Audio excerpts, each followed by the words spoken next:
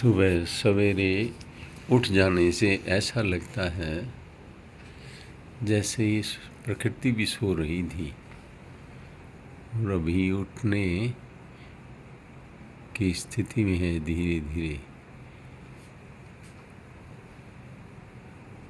पौधे जो है ये भी सांस लेते हैं, ट्रांसपायरेशन होता है, रेस्पिरेशन होता है। ये भी जीवंत हैं, हमारे साथी हैं। ये प्रकृति के फेफड़े हैं। लेकिन हम लोगों ने विकास की अंधी दौड़ में बहुत नुकसान किया प्रकृति का।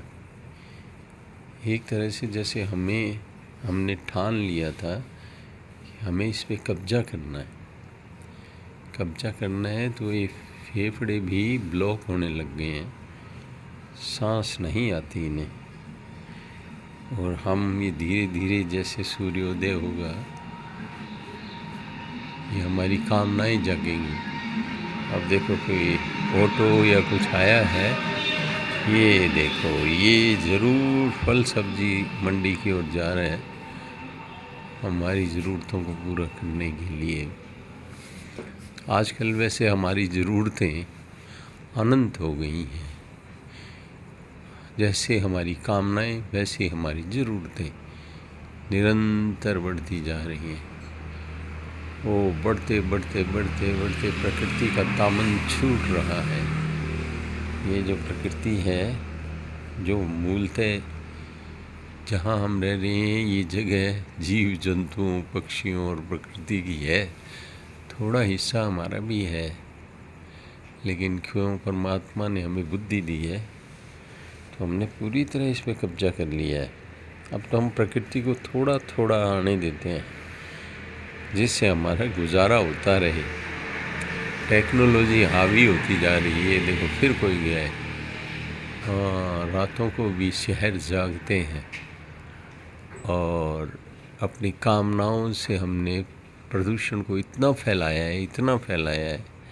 टेक्नोलॉजी के विस्तार के साथ साथ कामनाओं की दौड़ में प्रदूषण को इतना फैलाया है कि अब तो टेक्नोलॉजी ही प्रदूषण का इलाज कर सकती है। पेड़ पौधे भी थक हार गए हैं। चाइना में कहते हैं एक ऐसा टावर बनाया है उसने, जो चारों ओर 1-1 किलोमीटर तक के वायु को प्योरीफाई कर देता है। दिल्ली के पोल्यूशन जब होता है सर्दियों में, कोई पराली जलाने से, बिल्डिंग से, व्हीकल से, जो बिल्डिंग कंस्ट्रक्शन है उससे, सड़क बनती है उससे, तो कहते हैं कि वो जो है, दिल्ली में भी जिक्र चला था कि ऐसे टावर लगाया जाए। टेक्नोलॉजी ही समस्या पैदा भी करती है और टेक्नोलॉजी ही आजकल उसका समाधान कर पाएगी, और कोई तरीका नहीं है। जैसे जहर को मारता है, हालांकि टेक्नोलॉजी अच्छी चीज़ है, उसकी तुलना जहर से नहीं की जा सकती, लेकिन टेक्नोलॉजी की जो बुरे असर हैं वो हमारी बहुत अत्यधिक कामनाओं के कारण है। और फिर टेक्नोलॉजी का इलाज उसी से होगा, टेक्नोलॉजी की समस्याओं का।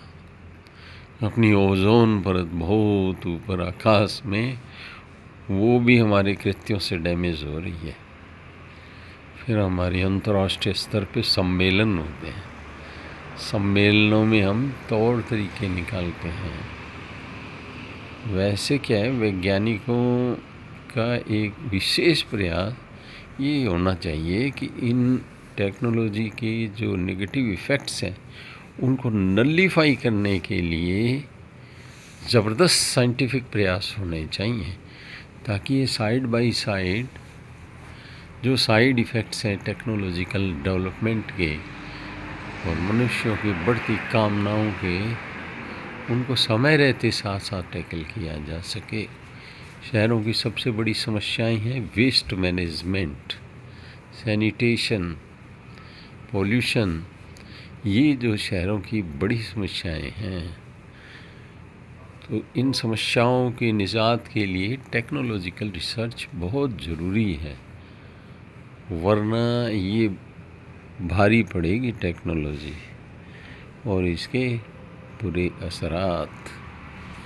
तो भाइयों, हमारे बड़े बुज़ुर्ग कहते थे सुबह जल्दी उठो तो एहसास अलग होता है, आदमी प्रकृति के थोड़ा नज़दीक होता है। गहमा गहमी शुरू हो चुकी है, हमने प्रकृति को, हम खुद जाग जाते हैं तो हम सबको जगा देते हैं, सारी प्रकृति को, सारी दुनिया को।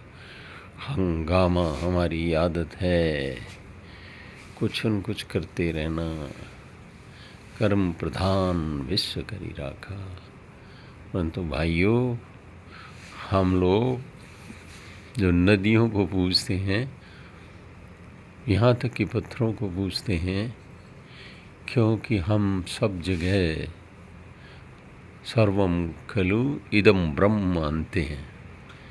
पूछते क्या, सम्मान करते हैं। तो हमारे को ज़्यादा अधिकार नहीं है पोल्यूशन फैलाने का, कम से कम सनातनियों को और भारतीयों को, सनातनियों क्या भारतीयों का, चाहे कोई कुछ भी कहे, भारतीयों की जो आंतरिक समझ है और जो संस्कृति है, मान्यता है और सभ्यता है, वो एक ही है, कहने को भेदभाव है। तो ठीक है, गुड मॉर्निंग, अपना ध्यान रखें। ये मैंने वैसे ही जल्दी उठा तो मैंने कहा 2 बातें करता हूँ। बहुत बहुत धन्यवाद।